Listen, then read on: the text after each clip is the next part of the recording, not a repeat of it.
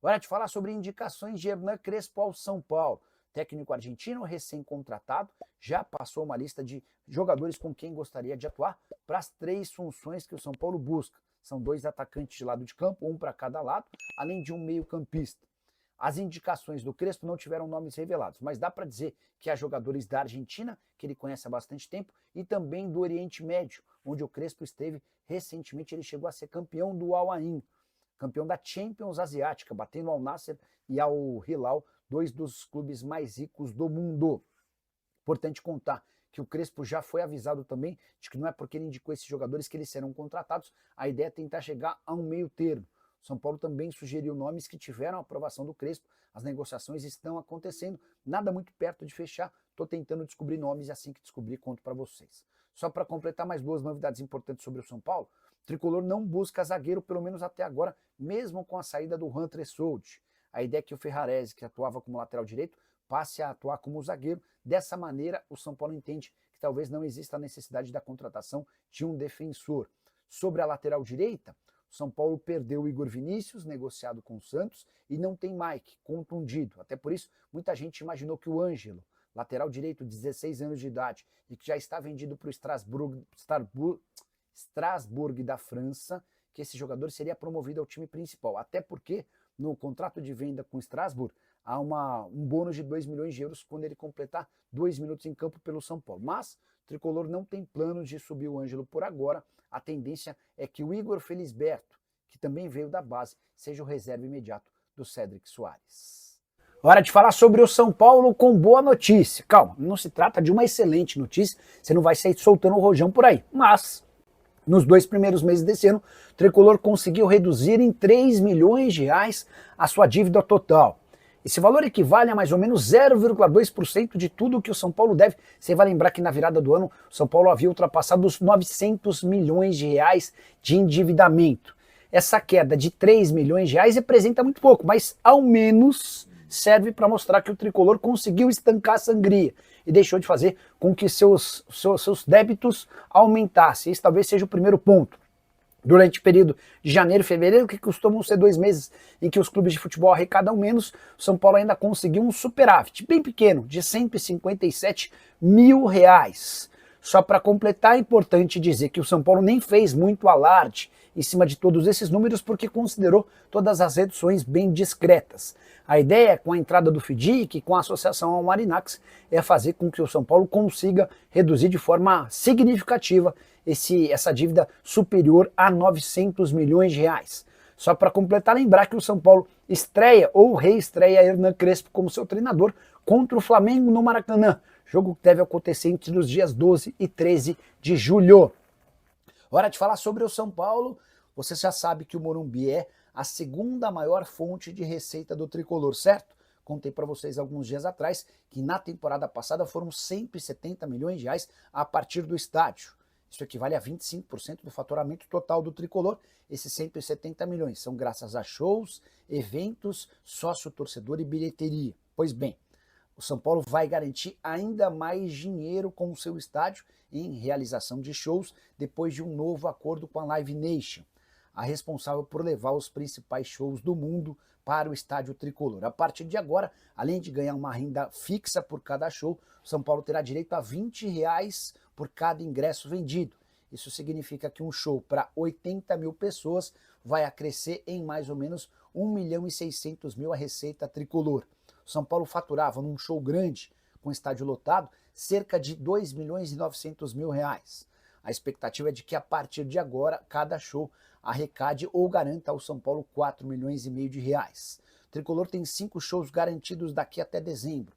São 2 apresentações do Oasis, uma do Linkin Park, uma da Dua Lipa e mais um do Imagine Dragon. Dessa maneira, com os 5 shows, a expectativa do São Paulo é de faturar cerca de 22 milhões de reais, bastante dinheiro. Essa grana, por exemplo, é suficiente e sobra para pagar um mês inteiro da folha salarial Tricolor. São Paulo que ainda negocia mais um ou outro show para esse ano, mas o calendário bastante complicado de jogos atrapalha.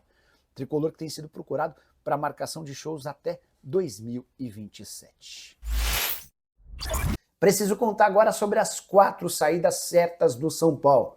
Tricolor está perdendo jogadores, não dá para dizer importantes, mas que certamente diminuem ainda mais a quantidade de atletas e o poder do elenco São Paulino.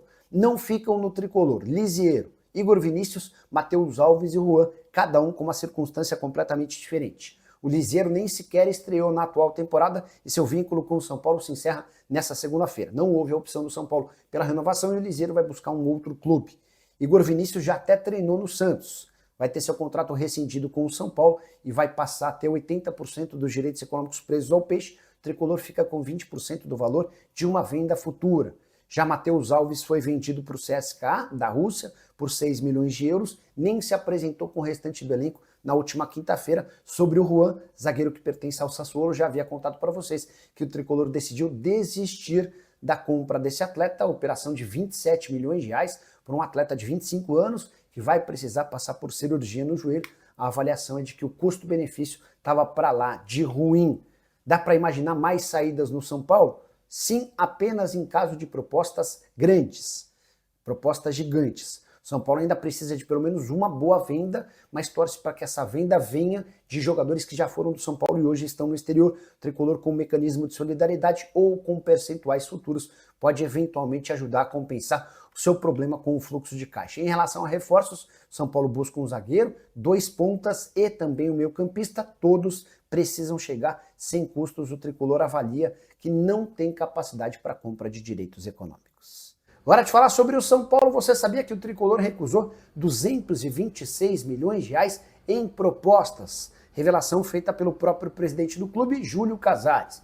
Ele participou de uma palestra e lembrou do ano de 2023, contando que Wellington, Pablo Maia e Rodrigo Nestor tiveram ofertas gigantes. Abre aspas para o presidente: segurei pela final da Copa do Brasil, poderia ter perdido o título, poderia, mas eram jogadores muito importantes naquele momento. Então recusei as propostas de 35 milhões de euros, hoje mais ou menos 226 milhões de reais. A ideia era vendê-los em janeiro, mas os 3 acabaram se machucando e tive que assumir o déficit, fecha aspas para o Júlio Casares. Importante contar que o Pablo Maia segue no São Paulo até hoje, inclusive passou recentemente por mais uma lesão. Rodrigo Nestor foi emprestado ao Bahia, onde é o reserva, enquanto o Wellington saiu de graça do São Paulo no fim do ano passado, fim do contrato. Ele não renovou o vínculo e acabou se acertando com o Southampton da Inglaterra. Preciso te contar agora como o São Paulo pode conseguir alcançar 1 bilhão de reais de patrocínio master. Você sabe que em abril desse ano houve uma renovação de contrato com reajuste em todos os vencimentos no acordo com a Superbet, casa de apostas esportivas. São Paulo pode alcançar até 1 bilhão de reais até 2030, mas para isso precisa ter resultados esportivos bastante interessantes. Separei aqui os valores e as condições. São Paulo tem fixos 680 milhões de reais até 2030. Os outros 388 milhões de reais estão condicionados à performance. Quase todos os prêmios estão ligados a título, mas também tem prêmios por vice-campeonato e presença em semifinais. Bora para separar por cada uma das temporadas. Começando com os valores fixos. São Paulo na temporada de 2025 tem 80 milhões de reais fixos, que saltam para 95 milhões no ano que vem, sempre 5 milhões no ano seguinte, sempre 12, sempre 18, até que na última temporada de contrato serão 120 milhões de reais. Agora sim, bora aos prêmios. Cada título do Campeonato Paulista rende 2 milhões de reais. Título da Copa do Brasil vale 5 milhões, vice-campeonato 1 milhão de reais na Copa do Brasil, presença na semifinal do torneio de mata-mata brasileiro mais 1 milhão de reais. O Campeonato Brasileiro paga 20 milhões de reais de prêmio. Libertadores da América ou Sul-Americana, 10 milhões de reais pelo título, 3 milhões de reais pelo vice-campeonato e 2 milhões de reais pela presença na semifinal. Intercontinental, aquele Mundial de Clubes do fim do ano, título vale 20 milhões de reais, o vice-campeonato vale 10 milhões. E se o São Paulo conseguir estar na Copa do Mundo de Clubes e ser campeão, 30 milhões de reais. O vice-campeonato vale mais 20 milhões. Já uso o espaço para comentário para dizer o que você acha que o São Paulo será capaz de conquistar até 2030. Estou curioso para saber a sua opinião, beleza? Bora falar agora sobre o São Paulo, que está mais esperançoso com a renovação de contrato do zagueiro Alan Franco, que tem sido tratada como prioridade absoluta. Cheguei a conversar com o presidente Júlio Casares na manhã dessa terça-feira para perguntar a respeito de um zagueiro que tem sido muito debatido por torcedores do São Paulo nas redes sociais, o Medina. O Júlio descartou a contratação do atleta que pertence à Ferroviária e disse que o foco total está na prorrogação do vínculo do Alan Franco, que se encerra em dezembro desse ano, ou seja, a partir dessa terça-feira o Alan Franco já pode assinar um pré-contrato para se mudar de graça, sem custos, a partir de 1º de janeiro para qualquer time do Brasil ou do mundo. Pois bem, a informação que eu quero dividir com vocês agora é de que a última reunião que aconteceu entre São Paulo e representante do Alan Franco foi tratada como, abre aspas, bastante positiva, fecha aspas. Existe a expectativa de que mesmo com essa possibilidade de assinatura de pré-contrato com um rival, que o Alan Franco nos próximos dias, enfim, se acerte com o São Paulo. Existiam algumas pendências importantes. Primeiro, o Alan Franco quer se tornar o zagueiro mais bem pago do elenco tricolor, ultrapassando o Arboleda, que tem um custo mensal de 800 mil por mês. São Paulo relutava com a ideia, mas já acabou concordando em ceder. Havia também uma pendência com os empresários do Alan Franco, ainda quando da sua contratação junto ao Atlanta United. São Paulo prometeu parcelar com caráter de prioridade toda essa dívida existente para que o acordo possa ser sacramentado o mais rápido possível. Diante de qualquer novidade, volto aqui para contar para vocês. Beleza? Hora de falar sobre o São Paulo para responder se Gustavo Medina, zagueiro de 23 anos de idade, que pertence à Ferroviária, interessa mesmo ao tricolor. Esse nome tem sido bastante especulado.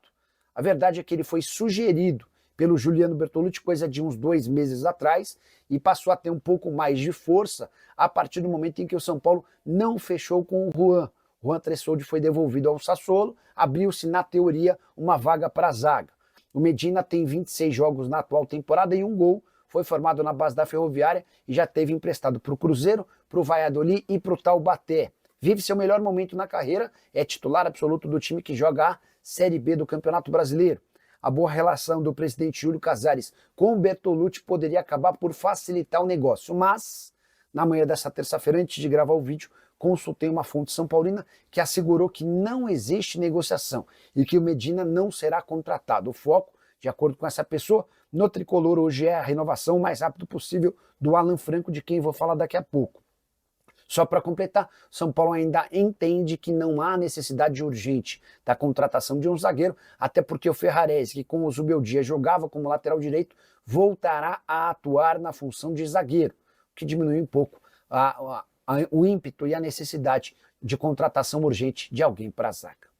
Quero falar agora sobre Rafael Tolói, zagueiro brasileiro que se naturalizou italiano, chegou a jogar pela seleção do Calcio, a seleção Azzurra, e ele está livre no mercado, o contrato com a Atalanta não foi renovado. E o Tolói tem conversado com alguns clubes brasileiros, foram 4, com quem ele debateu nos últimos dias. Perdão.